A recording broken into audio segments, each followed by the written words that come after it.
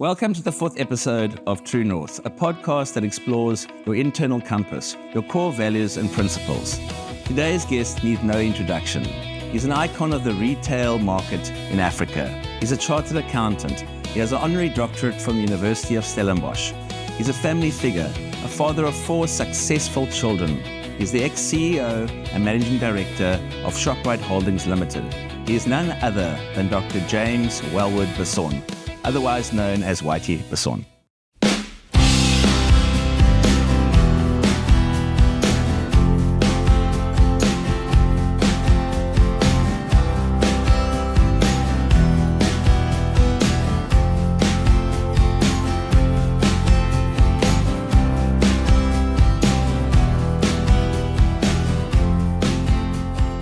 Whitey, welcome to True North. Thank you very much for hosting us here at Montmarie today. I must say I'm truly honored to be able to have this informal chat with you.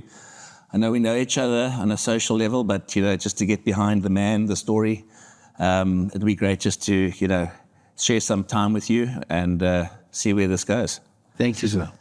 All right, Whitey. So starting out as a CA at Pepkor, was there a defining moment for you when you decided that you wanted to start a company like Shoprite? What made you go from the environment of an academic into a retailer? Well, let me start with, I wasn't going to be an academic nor a retailer. Okay. I was going to be a medical doctor when I was in Porterville because they had the biggest motor cars and they were the richest guys in town.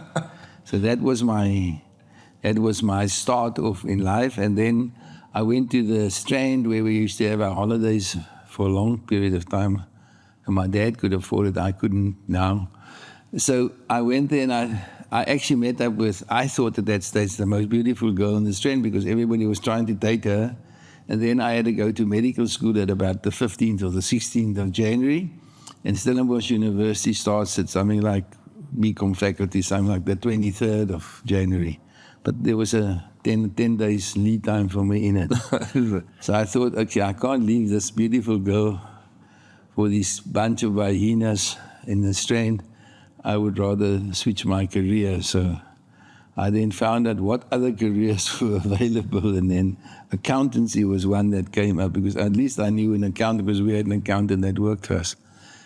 So that's where I started with accountancy, and I was very fortunate that I, through chance actually, was articled to Ernst & Young at that stage, but to a guy, Albertine, who was the chairman later of Ernst & Young Group. And so I learned a lot from him, and the guy whose auditor I was a guy called Tom Wixley, who later became the chairman, and he was my direct mentor. So I had 2 very smart blokes that taught me, but I wanted to work for a smaller firm. And at which stage PwC wasn't PwC, then it was Brinkhorst and de Tooy, was one of my lecturers, Giel Loubser and Piet Oukamp.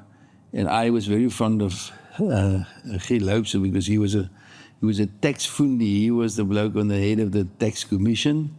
And he always wanted to work with me and I wanted to work with him. So I said, I'm going to come and join you, but then I must spend 50% of my time on tax. And then the rest I'll do your big audits. Because they were short of people that could do big audits, which I came from Ernst & Young, where we had Truworths, Woolworths, Irvin & Johnson, and they had the cafe on the corner and all that. Right. So that's how I got into that. And then they started acquiring big audits, which Pep Stores was one with Van Rooyen, and I started working. They was a client of mine then because I was then doing 1 or 2 of the big audits. And I liked Van Rooyen's style so much that I decided I like big business. I like big business, and especially retail, because my father had bottle stores and stuff like that, so it wasn't foreign to me to work in retail environment. But Van Rooyen actually motivated me to say, how big can you go? Because he came from Uppington with 1 store and started Pep Stores, which later became Pepkor. So that was a whole process. It sounds crazy today, but it was a lot of chance, a lot of willingness, and a lot of very capable blokes that trained me. That's phenomenal. I mean, you're saying big audits. And I lost the girl. in the interim, as we all do, I suppose. But interestingly enough, at this point in time in our practice, we're actually looking for more competent people. So you're welcome to come and join us in this lifetime of yours. Michael, I will spend my time with Anita now and pretend that we're clever. Okay. So that we do. Okay, Whitey, thank you. That was very informative. If you look at Shoprite Checkers growing from 8 stores when you acquired it many years ago to the continent-wide empire that it is, that's a legendary thing. I mean, I don't know. I think about my small business and how I'm struggling to grow it, and I think about you probably going into the office every single day. There must have been so many challenges, okay? If you can just give us some idea of how challenging it was going from those 8 stores to a nationwide operation. It wasn't that challenging or as challenging as people think it is, because you learn them one by one by one by one. So I didn't jump into 3,500 stores. I started with 8 stores. I knew what they were like. I learned every portion of the business like Robert Duval did. I slept in the store. On the floor, yeah. I slept on the floor. So it was not that difficult. The difficult part becomes when you then are trained at a certain level, and you academically you normally just train to the size of something one, and then you become a professor, and then you talk about the world as if you know what goes on in the world. But I never became a professor. Not yet. Not yet. No, I must have an honorary professorship. I don't get degrees. I get honorary degrees. Okay. So that wasn't that difficult.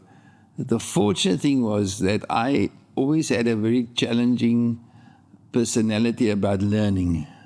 And I then went to a lot of people, and I remember my days as an article clerk, seeing how did Len Shawson from Truers develop his business, because he also grew, how the Woolworths guys developed their business. So I had a game plan which I understood, didn't do it myself, but I watched the guys that were really successful, and I saw them a lot.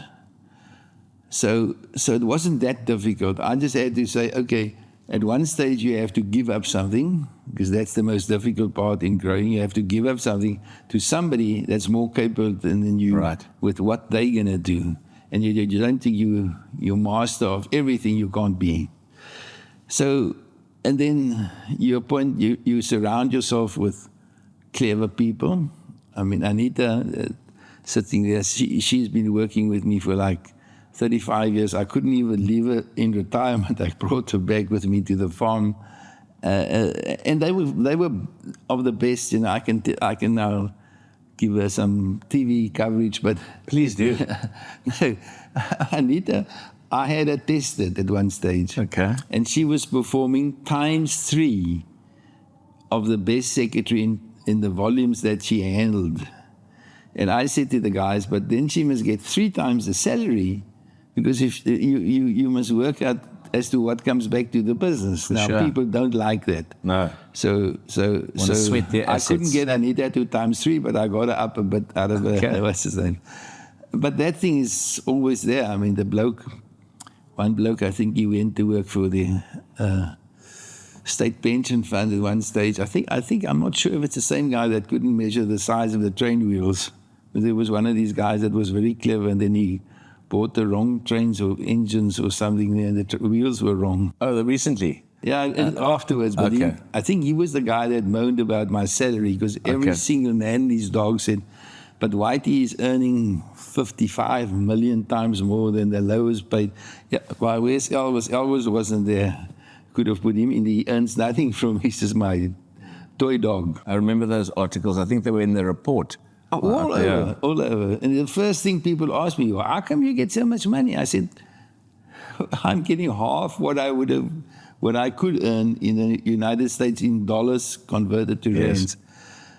So it's very difficult for people to understand that when your business grows, you've got to grow it with not that I was very competent, but I at least knew the track of the railway line. Yes.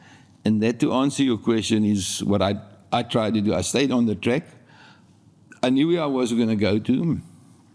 I just had to find stations to stop at and make my track bigger and longer. So it was not difficult. It was tiring because you're always behind. Sure. You're behind schedule, so you had to work twice as hard because when you open stores at the rate that, I think at one stage we were the fastest growing company on the JSE. Now you can imagine you just don't hire in enough people that are competent, and which was always my motto, I must have somebody that's better at the job that they're going to take than what I am. Sure. Then Well, I think you're always quite like- humble about that, to be honest with you, because I'm just using myself as comparison. And if I look at the challenges I'm facing, relevant to staff, relevant to customers, relevant to systems, processes, and I'm thinking from 8 stores to nationwide 3,500 stores, it's actually mind-boggling. That's why I say I admire it so much. And I'm trying to, in a way, emulate what you've done and follow in your footsteps, but on a way lower scale. And I think maybe I started a bit late in my life, but there's still a little bit of runway left for me on that. You will do it, but then you must also remember that people always think Whitey the Great. It's very nice when you walk down this aisle in the Watson shopping center, except that the mothers that kiss you, the older ones, not the younger Not ones. the young ones, yeah. But you must remember, I started with 1,700 or 1,500 staff in the first 8 stores. And we're now at 130. I think when I retired, it was like 100 and when I left office, I never retired. 136,000, I think they're about 140,000 now. Sure, a lot of people, yeah. So it was 140,000 people that pushed that big machine. And I was just the oak who was sitting in the front seat of the plane. That was all. Yeah, well, there's many CEOs of many other businesses that are not so successful. So I think humbly, you did a bloody good job, to be honest with you. I'll accept it. Thank you. Please do. Okay, just moving on from that slightly, but also in the same line. Okay, the acquisition for R1. Tell us a little bit about that, because in my mind, that's a very bold, high-risk move that you pulled way back when. How were you able to rely on your internal compass and in your belief that this would work? Well, Mike, it was more difficult for me to buy 3 or 4 stores from Edgar's than to buy a couple of hundred from OK Bazaars. Because when I bought the Edgar stores, I wasn't very schooled at how to integrate people. I was dead scared because these guys wear suits, they have boardrooms, they give you lunch with white gloves.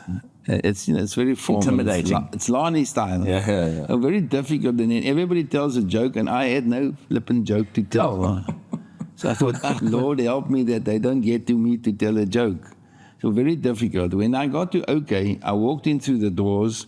When I went to the ground floor to first I went to see Meyer Khan. Meyer is a tough guy and a good trader. I walked in and I said, I came from Madagascar and I had terrible stomach aches on the plane. So now I go and see, what's his name? And he says, he says, go and sit in my office, but he was in the floors there. I said, which one, that big one there?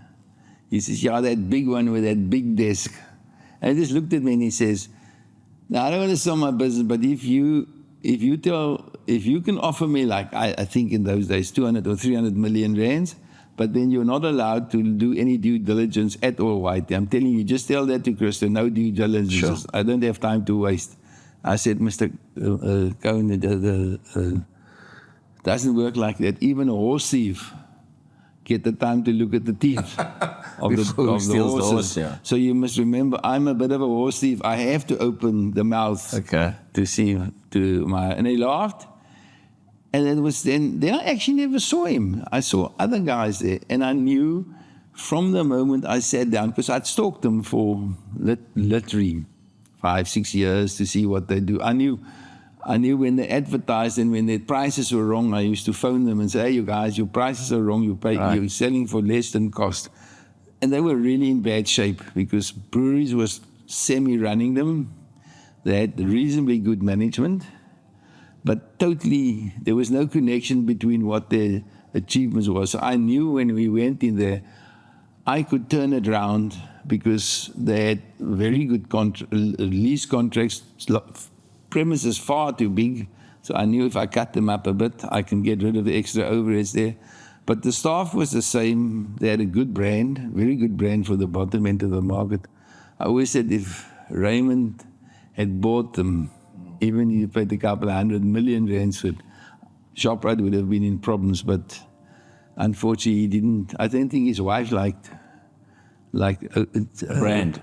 No, I think she didn't like, I mustn't be rude now, but I think the Ackerman family had developed to the stage there where it's outside the Ferrari zone. Right. I You understand. You understand. So for them to have OK Bazaars as part of their place, but there was an opportunity as wide as a garage door. And we were very fortunate we had no bidders against us. So all we did was we bidded and we got it right. They had like every secretary, every manager had a secretary outside his door, and you had to fall over to get to his door. Every outside door had a alarm, burglar thing, which I sent Johnny Holzhaus in to cut all the things over. And I said, put the whole army at the ground floor, because now there's a bloke can fly. You can't get to who you're trying to protect on the 10th floor. It's silly. Put all the scanners in there. So there was a lot of operational wrong things. And they were very good people. For the people that we took over, when we allowed them to fly properly, they could do it. So it wasn't a big worry to me. It was a big worry to me when I saw the losses in the diligence, that their losses were substantially bigger than what our profits were. So, you work that out and you lose something like 100,000 rands an hour or something like that. Then you worry. But the actual operation that I saw in the stores I went to see was just Shoprite stores with a different name. And I already knew in my mind what I was going to do with them. I was going to keep the OK name, drop the rest, the stores into Shoprite baskets, and those into the Checkers basket, and the rest I was going to franchise, which was in fact, I had the list in front of me, what I was going to do with the stores. Because I knew all the stores. I'd seen them over a period of 3 or 4 years. Not like Checkers, which I was right in the beginning. Checkers, the only way I knew how the stores were good is I send out a list to the blokes I've now, that I always say, sorry if I say like that. That one girl said he forgot how to wee. So, that's quite a nice lady. He forgot how to wee. Anyway, when I send them out, I send to all the retailers. I said, we've just bought Checkers. These are the stores. Please tell me what stores, because we can't manage it all. We're a very small company. Let me know. Now, Pick n Pay was back within 48 hours. Hugh Herman was then there. He's still one of my idols in the property and in retail world for Pick n Pay.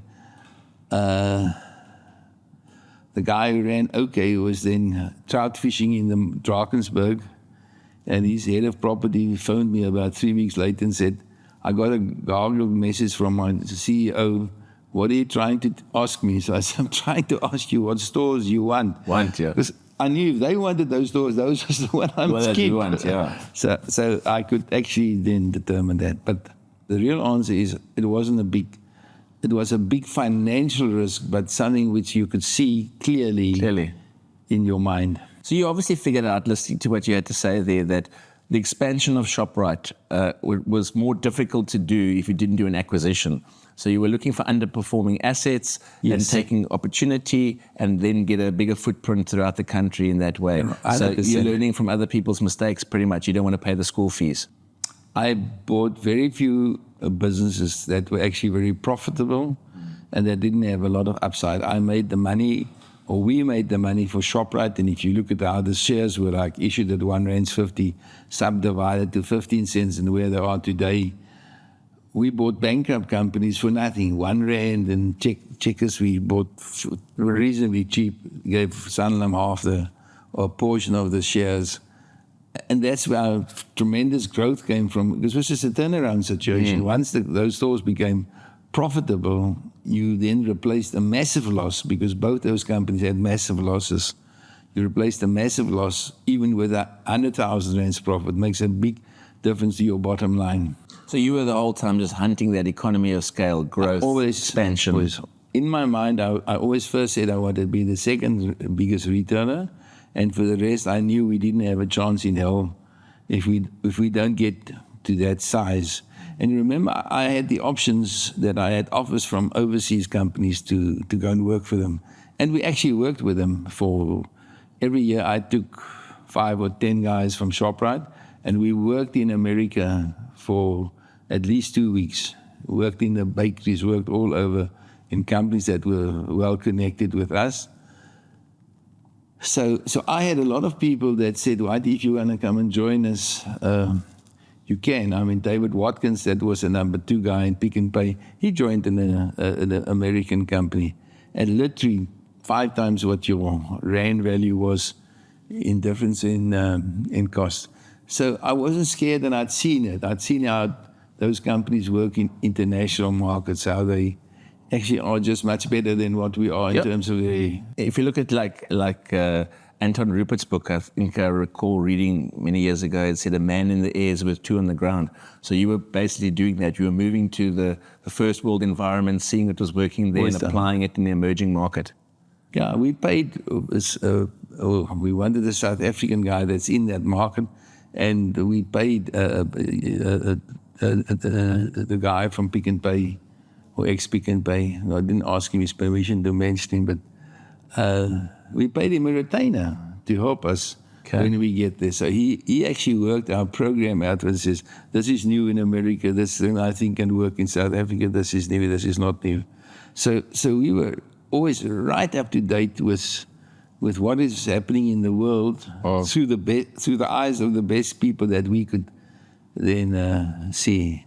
Except when we went to Egypt, my eyes froze when I didn't know the Egyptians why they built the pyramids. Yeah.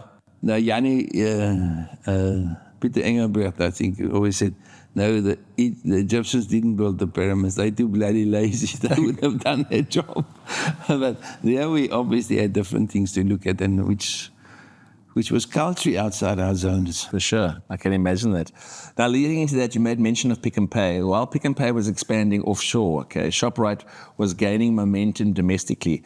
Was that a deliberate strategy that you had, thinking their focus isn't domestic, let's take an opportunity? Or were you just moving so much faster and so much ahead of the curve? No, Africa was always in my sights, or in my magnetic north, as you say it was always there, because if you read up on Africa, and even today, it is the continent with the biggest amount of, or the highest amount of potential growth and potential getting rich. The problem with Africa was that nobody had done it before, and the systems don't work properly. Like our government, if the systems falls down the line, then you can put the best guy anywhere. He can't move himself. I mean, the poor president, Ramaphosa, he's got the same problem.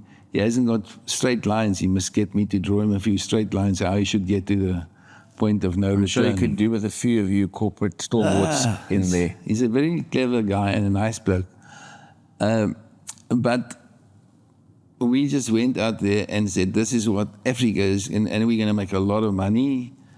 In fact, I can say it now, but after I left, I don't know what happened with Angola, but we made R1 billion profit in Angola the year before I left. R1 billion. That's crazy. No. Was that a question of the fact that Angola just didn't have access to the products that you were selling, or no, it was just new. There was Angola was at a standstill after the Portuguese left. Right.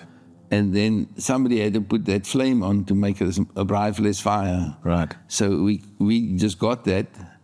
The problem for us with Angola, and why we semi-withdrew, they now going back into it properly, is that Angola has always had a shortage of foreign reserves. Right.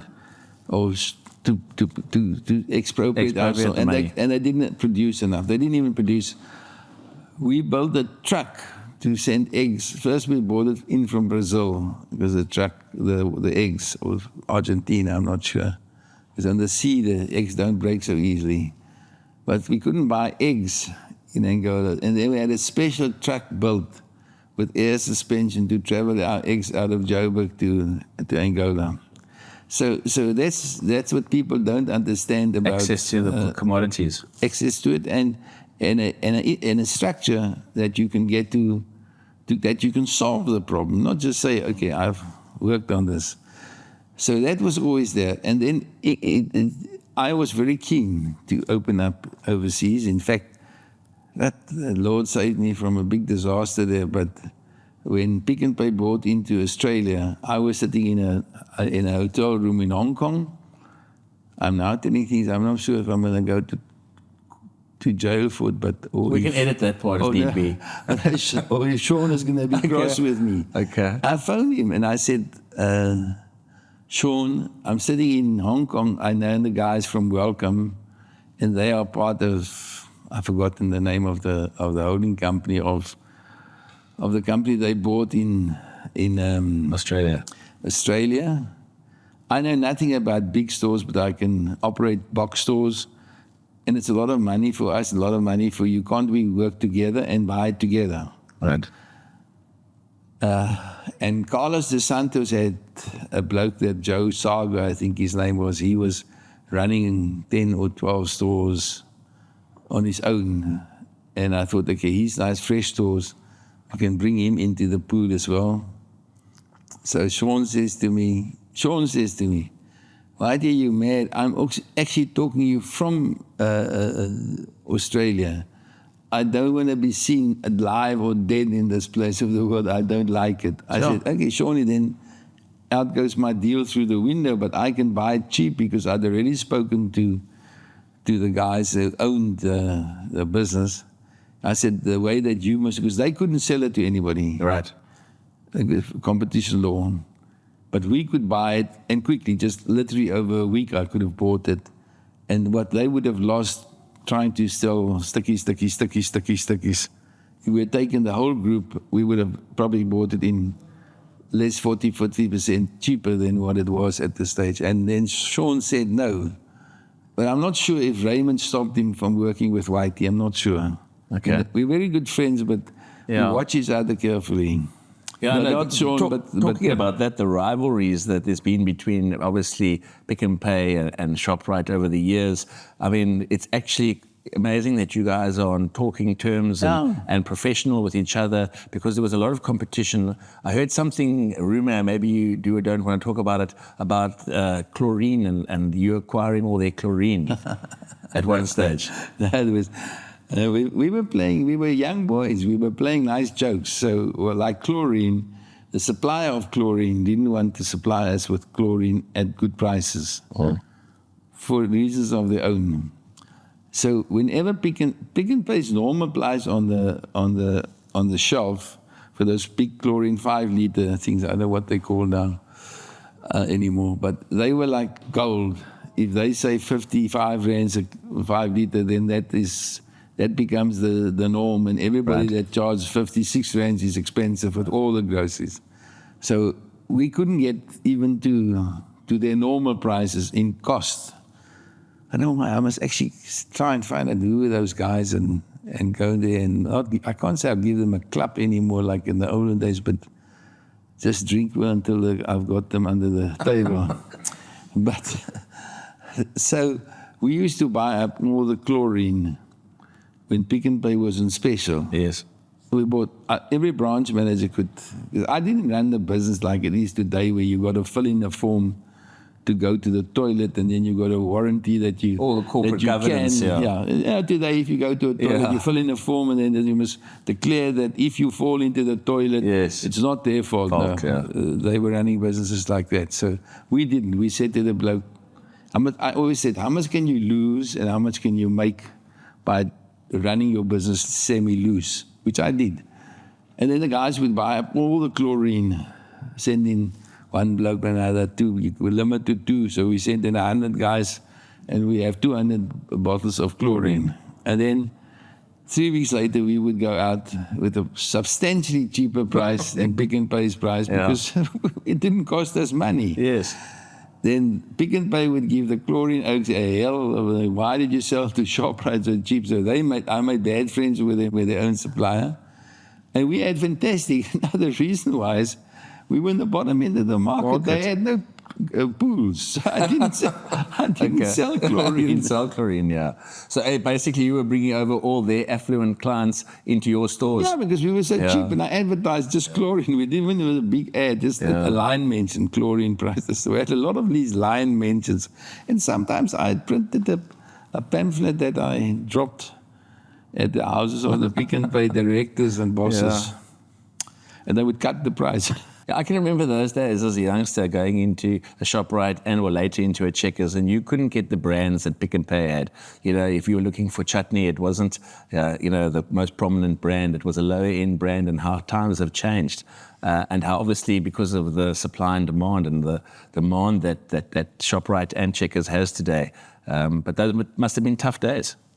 No, I was always very friendly. Well, I was with David Watkins, that was the guy there. He worked with us in America. But Sean and I have always been great buddies, and we go to the same functions. And when we go to Olympics, then these are Olympics, and everybody goes. Coca-Cola invites all of us at the same time because they always sponsor the stuff. And Mark Lamberti, I still see him daily. I mean, I think we saw him a couple of weeks ago. So we were friends, but we watched each other. And even today, Sean will probably phone me when you publish your what's his name and say, why you talk so much nonsense about me? I would ask you a question. Just interestingly, you mentioned that and the rivalry. I know I've been to a few wine auctions in my time, and there's always a bit of rivalry around the table and who's going to get that bottle of wine.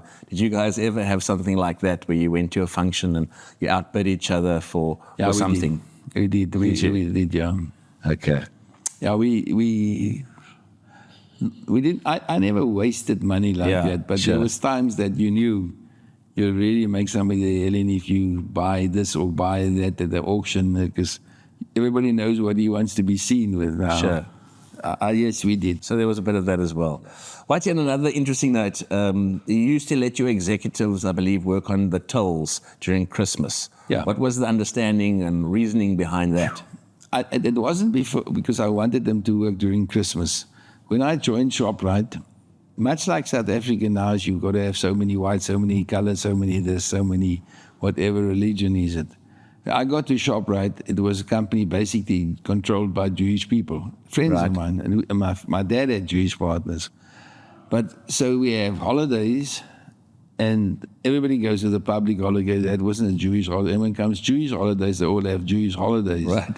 So they had at least 20% or 30% more holidays than the whatever the Christian guys or whatever the Muslim guys. So there's a hell of a lot of religious holidays. If you ever want to study something, just see how many holidays that religious people have. So I said, no, there's only one holiday, and that's the public holiday by the government. And everybody that has a profit that's different to that government, he takes it, can go. But it gets taken off his, what's his name? Pay. Yeah. Not pay, his leave. He leaves, sorry, yeah. So we had a lot of people who became less religious quickly. Over a quick period of time. But Christmas, when you talk specifically Christmas, I allowed all the blokes that went for Christmas as a very religious time to take off from about 5 o'clock. But I refused to close the stores because it's always old Christmas Day. There's always somebody that hasn't bought whatever they needed. And I said, you stay open till the last customer leaves the doors. And then I asked the Jewish and the Muslim guys to run the stores so that they could let these other guys that want to go time off. Okay. And myself, I never went to, I got to our Christmas dinner very close to pudding. Okay. That was my Christmas. I always attended, but we used to meet at the place, and lots of, John Engelbrecht the last couple of years, Peter and I from the ShopRite side, the rest were like in Gouda or a place like that. We used to get together and prepare for Christmas. And what happens, remember after Christmas it's blue hell to get the stocks back into the places, and everybody's on holiday. So I wasn't mean to let them work. It's just No. I just thought it was actually quite an interesting story because, maybe get the executive to understand what it's like working on the floor. If you blend your staff at times, people forget that the hardworking people that are on the floor, what they do for the company, and it's overlooked sometimes. But we just don't do that in Christmas. We have a policy. We had a policy. I don't know what the policy is today, that you have to go and work in the stores certain days. I worked on Saturdays in the stores, and I know Peter Engelberg still works Saturdays and Sundays because he likes the Sundays as well. And a lot of the people worked in the stores, and before Christmas, I closed the offices for like 10 days or 5 days. Then even Anita and them went to the stores because what must we do in the office? There's nothing there. The builders close on the 15th and Christmas is on the 25th, so you've got 10 days. Everybody's on holiday, and the action is in the stores. So that has always been a policy that we work in the stores with the staff at the most difficult days. I think that's humbling, and I think it just puts a nice balance, in the corporation at the end of the day. Michael, the problem is not just Christmas. If you look at big operations now, I spoke to one company that I'm friendly with about hospitals and so on. I said, if I run your business, you don't know what's in your business because you people sit in an ivory tower. I would make all my senior staff sleep in the hospitals because your hospitals must be as good as the best 5-star hotel. For sure. So instead of them sending to the 5-star hotel, tell them there's a hospital bed for them. They don't have to be 3 in a big ward, but they're in a hospital bed. They get their coffee at 5:45 in the morning because the staff must finish early. So they make you the hell in because they wake you up early. And at 5 o'clock, they bring you your dinner.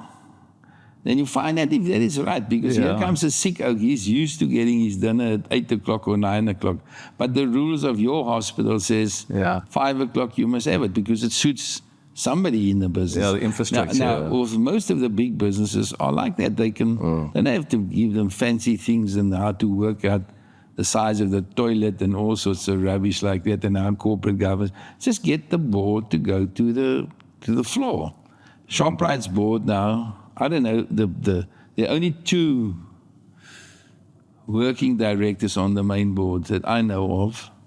And I think that's wrong because you have 10 people on the board, 8 they qualified in corporate governance and how to count properly how many Indians, how many Jews, how many Christians, etc. They do everything right, but so I said, you're worried, you ought to sign something. No, it's true. I think you become distant from operations. But that's in South Africa. That's the same situation with the guys in the government. I mean, I would say to the blokes, you people print a whole 5-year plan about what you're going to do with your rail infrastructure, etc.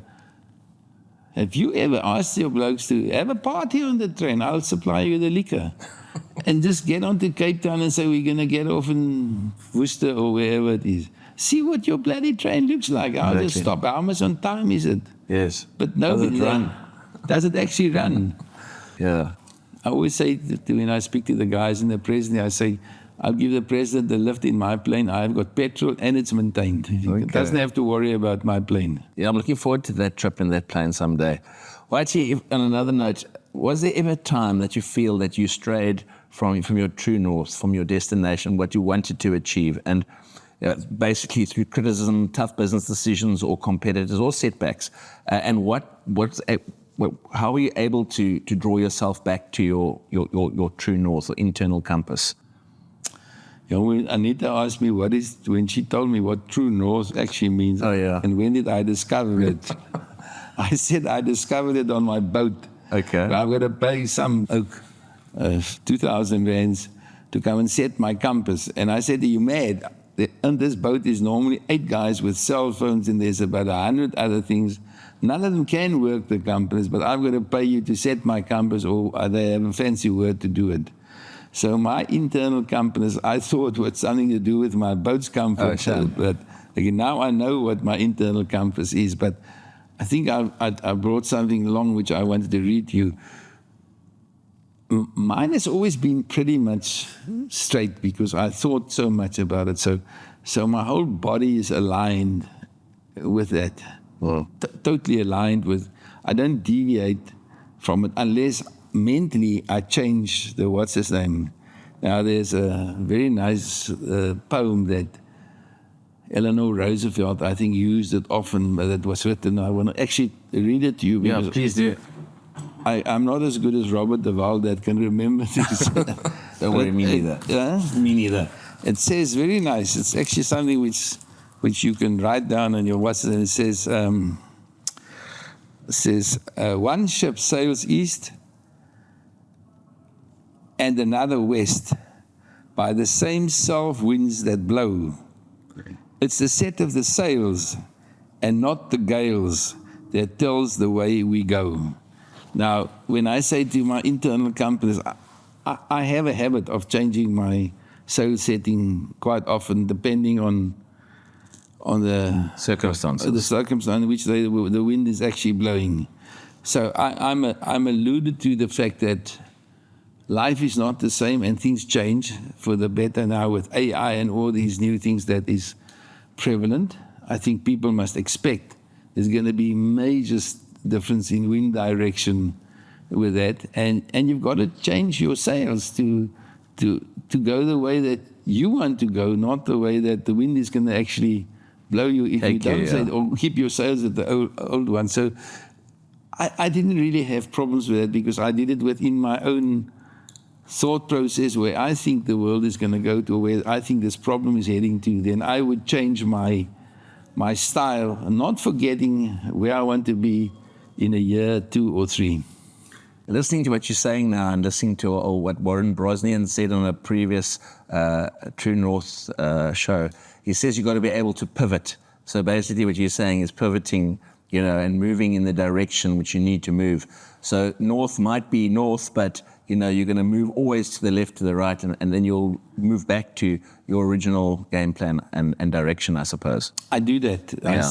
I'm still in my original game plan, but unfortunately, South Africa is so volatile, not just in politics, but in business. And you see, every day when I look at it, I think, how must these young guys, how must they work with a rand that you don't know where it is? At least we knew that the rand was weak my time, so we could work with it. Now the rand goes strong this week in a fortnight time.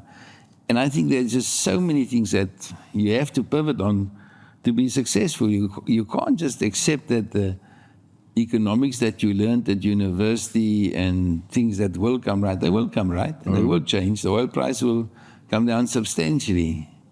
But can you survive till the time that the oil price comes down? And we have a world in South Africa which is 10 times worse than most of the developed, and so I regard South Africa as a developed country, so things happen here.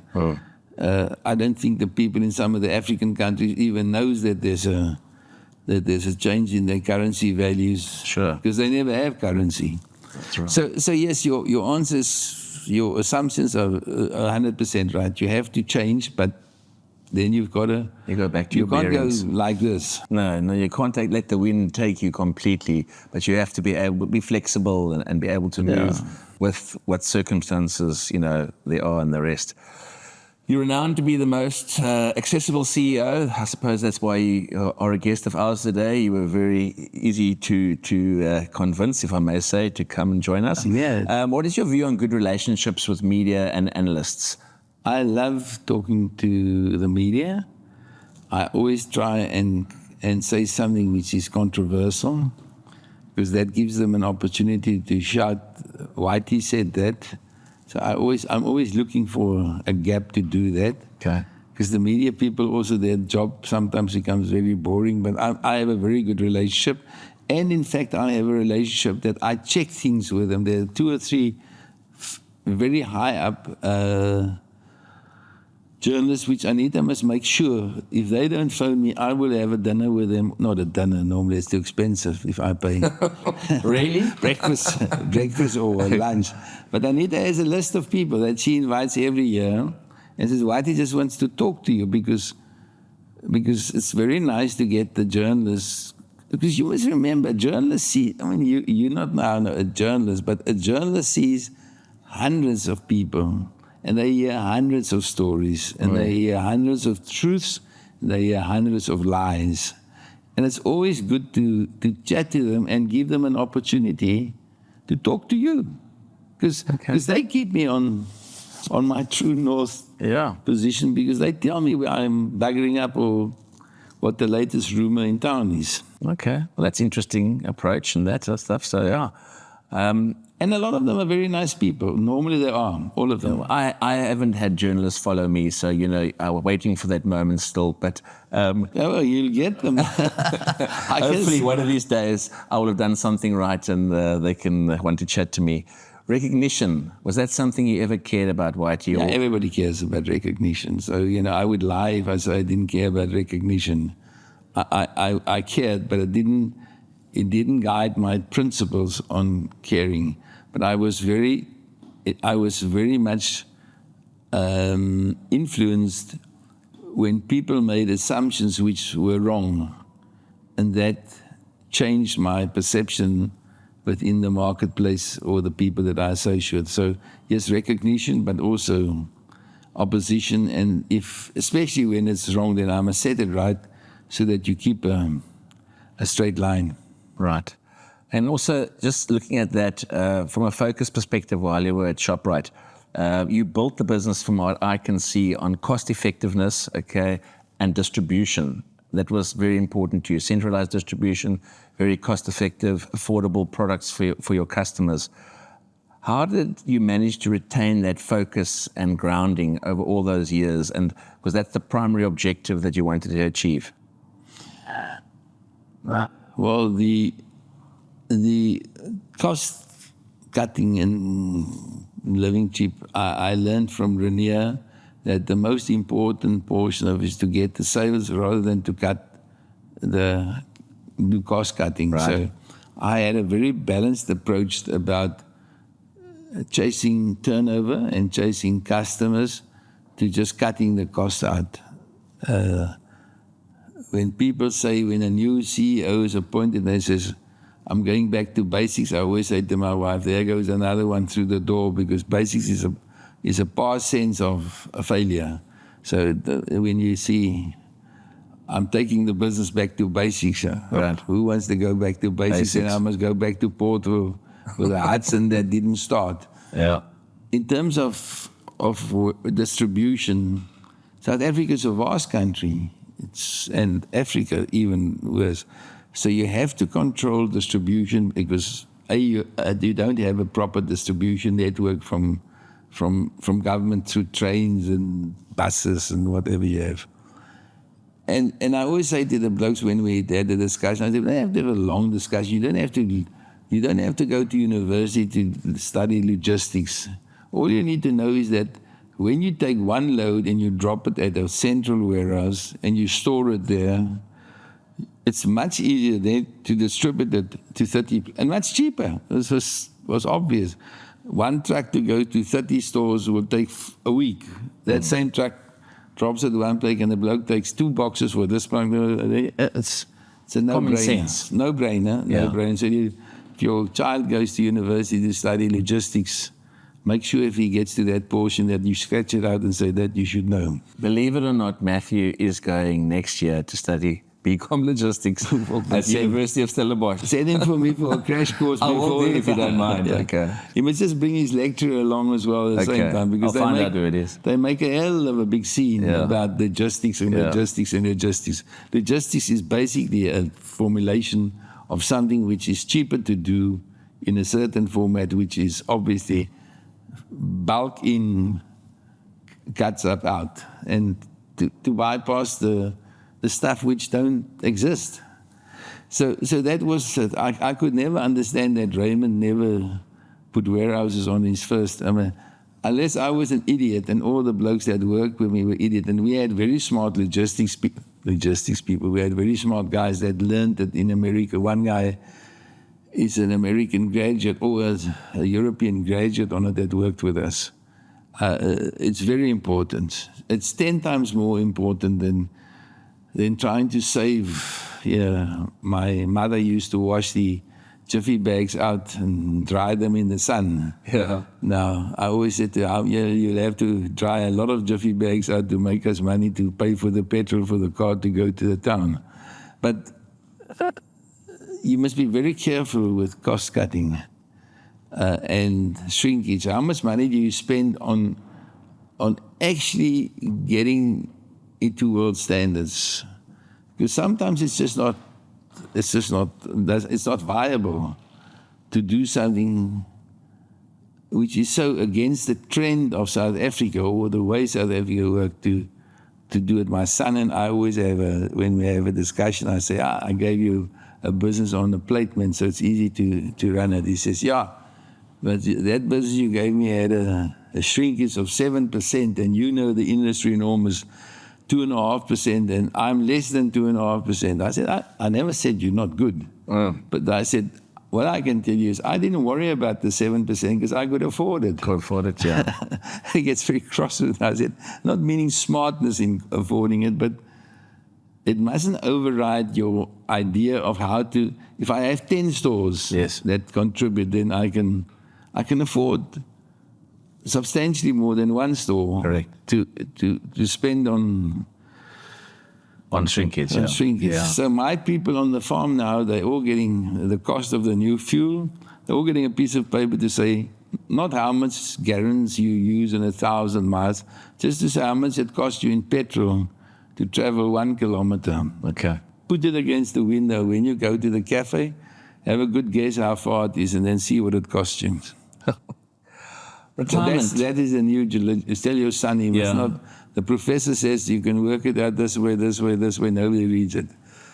No, sure. I think my son's a capitalist. I think he's seen some people in those arenas, in shipping industries, and that. Yeah, well, there's potential, a lot of money to be made there. You know, these youngsters of today, they all want to make money instantaneously. They don't want to wait. Instant gratification.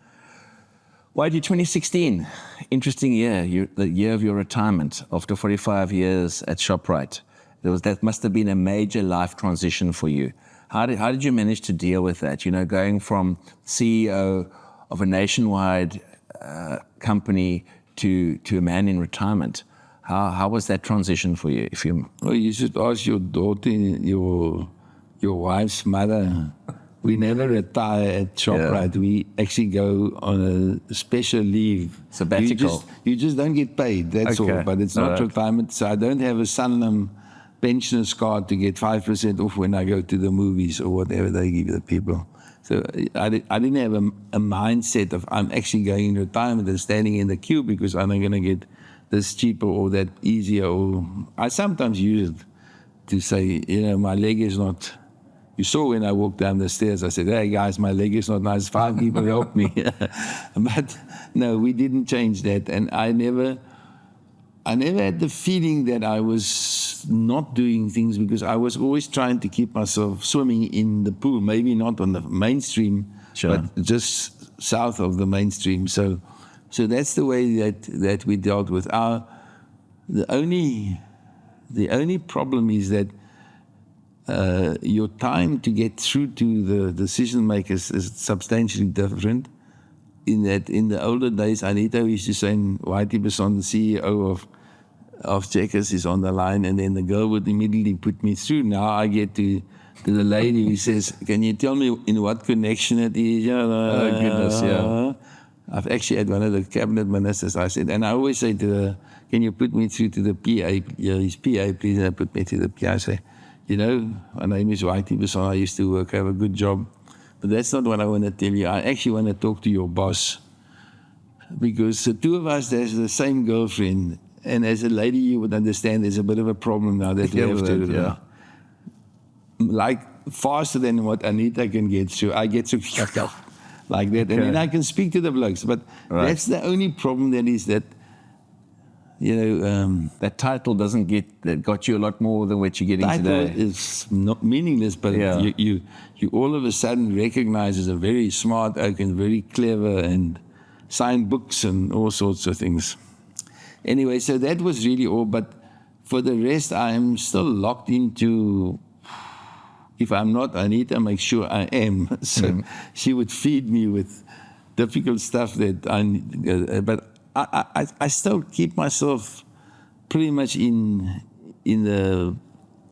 that I can not, I talk nonsense, a lot of things, but that I, at least the serious stuff, and when I'm serious, I can take out my pen and write a note that is sensible to people that are CEOs or in that top echelons of people that make decisions. So so long answer, I don't use a pensions card. I'm actually still trying to. Have you squirreled away enough that you don't need a pensioner's card? I'm actually shaking and rattling here still. No. I just actually thought, stepping down from that position, managing, you mentioned earlier, 146,000 staff, daily routines, high flying, moving all the time. Just come to sit here on your lovely farm in Stellenbosch. It must have been quite an adjustment in a way. Yeah, but we have kept certain things alive. So we've kept alive the way that our lifestyle is. We never have an extravagant lifestyle, but I do have a plane. Anita can say, you must see somebody in PE, and I can be there in 2 hours or whatever. So I've kept open my actually, I'm too stingy to use that plane. You haven't become a recluse, that's what we say. No, but my wife says I am. So, so yeah. And I actually have tendencies that now I have to pay for every gallon on my plane that I say to Anita, no, we'd rather take the train. What's that? And then they give me a hard time because I forgot a bottle of perfume in my bag. No, so that's never been a real issue for us. I always tell people that my father was quite a well-known politician, a very well-known politician, and he was literally in the newspapers once a week. And he retired for like 20 years before his peak, really. And I remember one day we went with a plane somewhere to Joburg, and he was then already my age and probably a bit older, I'm not sure. And now you get the little seat ticket, and there it says Mr. Basson. So my dad, the little lady takes it and she says, have a wonderful flight, Mr. Basson. And when we walked past, my dad said to me, do you think that she remembers me from that long ago? Shame you didn't realize, yeah. So I want to get to that. So I print on my T-shirt, Whitey. White T-shirt. No, I'm sure you're still relevant. Trust me. I know you're still relevant. No, that's... Whitey, when you exited Shoprite Checkers as part of your legacy there, I believe you started the Whitey Basson Bursary Trust. Can you just tell us a little bit more about that and the reasoning behind why you started the trust? Yeah, the trust is actually a bit of a heart sore story. When I retired at Shoprite, when I stopped working for a salary and I was just doing work for them for income for 2 or 3 years that I had to help with certain things. I didn't do my own retirement, but I was contractually related to the company that I were to retire in a certain format, and which then when these people do it and there's money to be paid, then the bankers take over and they did a good job. So I never said anything, how should it be paid, how was it done, how must we do this? I just said, give me a letter and I'll sign it. In fact, one of the blokes said to me, you say you didn't sign this letter. I said, no, I didn't say that. It's my signature, but it's not my writing. Because Anita says, that's not yours, that's Mr. X, because she knows which comes away. Because they prepare, like you. Yeah. You prepare a letter. And I said, listen, it'll be good if there's a trust for people that are previously disadvantaged. Because I have a passion to help people that are poor or that don't have an opportunity. I really have an internal flame when I see them, and that probably comes from the days when apartheid was, and I was not criticized under apartheid or anything like that, but when apartheid was at its peak, when I had schoolboys that played rugby with me on the farm in the afternoons, and it's raining, and we white children, we go to school with a big bus, and they run to a school halfway the distance, without shoes, without anything, in the rain. And then this afternoon they play rugby with me on the field again, or whatever it was. So it's like having a stepbrother that's not allowed to sit at the table, he must sit on the stoop. So I always wanted to create a trust, because obviously we were giving away a lot of money on a daily basis. And I said, I can't have every bloke coming to me and say, can I do this, can I do this? So we said, let's form a bursary trust. And I agreed with Christo at the time that they allocate certain benefits to their trust. And today the trust was 85 odd million rands, and it was set up to support, I said previously, disadvantaged, but also one of the areas in the trust was, I said, it must also support people that of brilliance, because South Africa needs brilliant people. And I don't care what their color, their religion, or whatever it is. It's actually in that trust deed to say that if somebody is very smart, irrespective, even if he's a druggie, he doesn't say that, but he must be given a chance. And unfortunately, it went a bit sour now, because all of a sudden the trust fund is now not managed the funding of the bursaries, but the allocation of the income of the 85 million or the non-income is now managed by the board of Shoprite. And I get something like 3.5% or 4% back to the trust, which was not the intention. But we on the point of getting to clarity on that, I will just have to put it to arbitration, because otherwise we will have arguments about it forever and a day. Right now I'm unhappy about it, because I don't service enough people.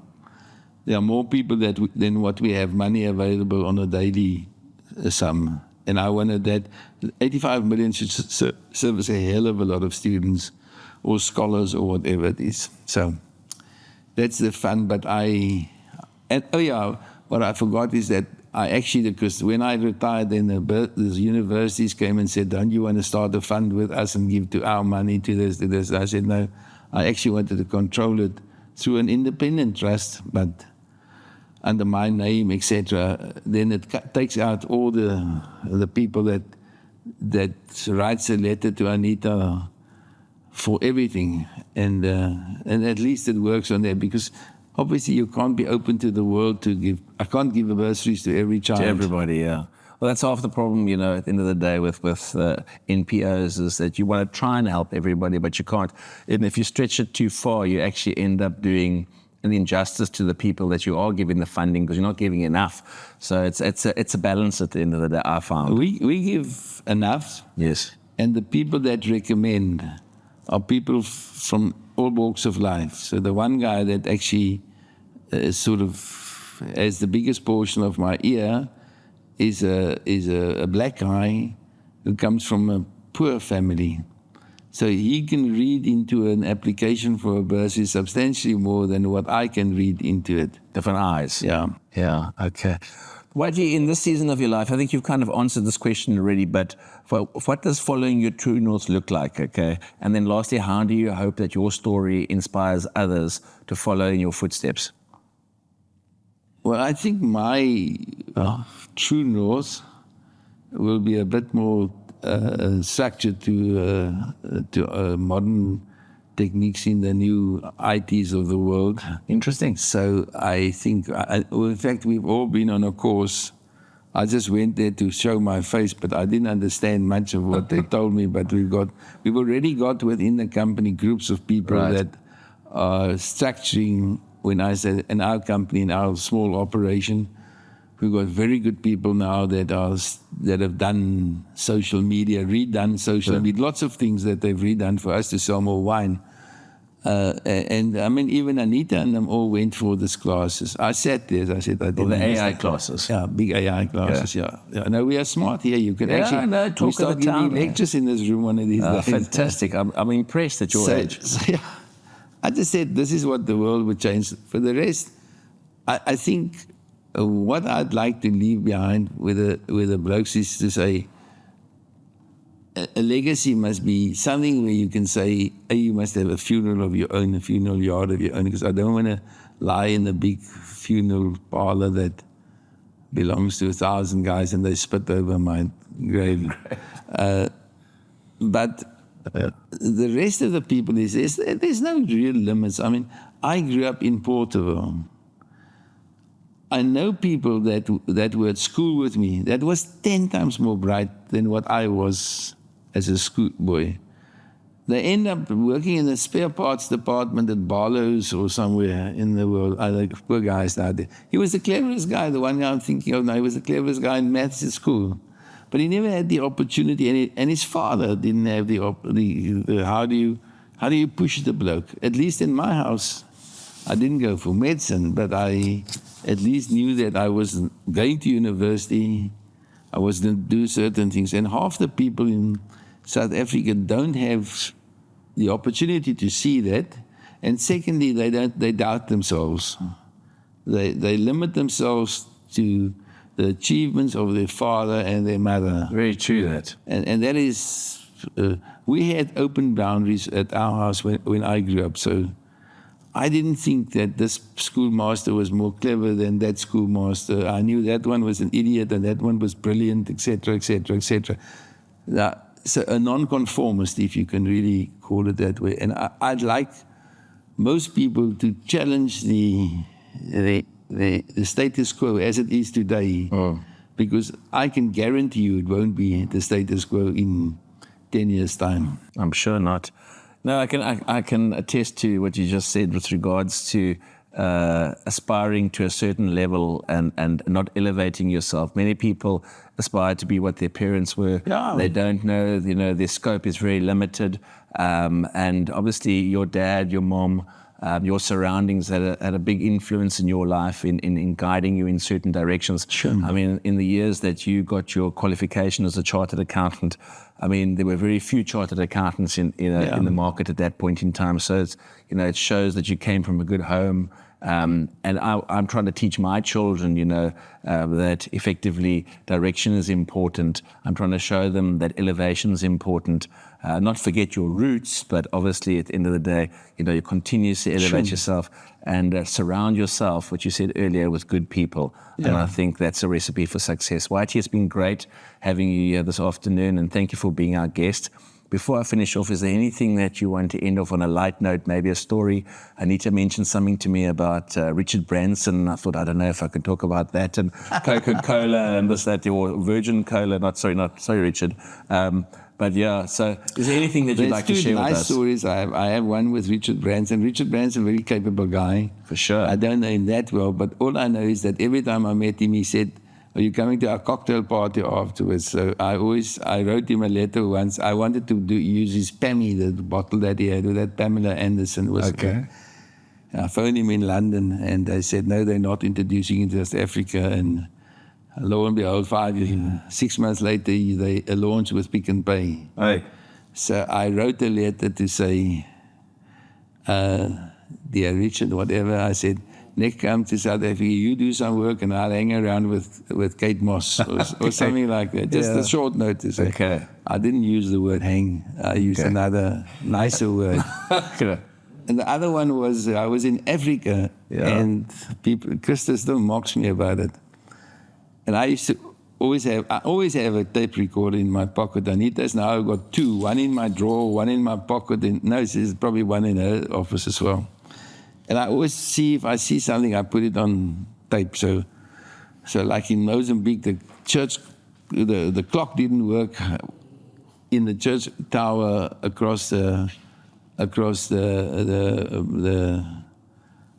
from us sitting in the restaurant on the second floor. So I wrote the Pope a letter from there, and I said, you must fix up your bloody clock. You can't have a clock. You've got all this money. And the other one I wrote, I was a nice person. The Roman Catholic Church owns a lot of property in Africa, which they literally do very little with, because I think, they've on the monarchies and stuff closing down.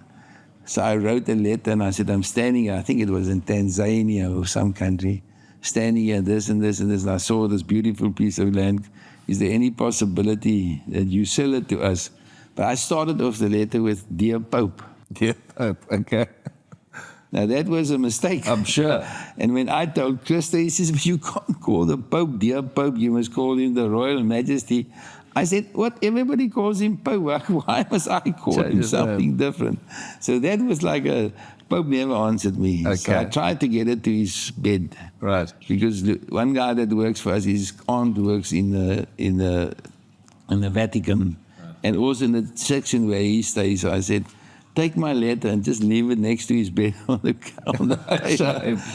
But he still didn't reply to me. Yeah. But that's interesting stories. I mean, we all have stories. I'll tell you quickly one about myself.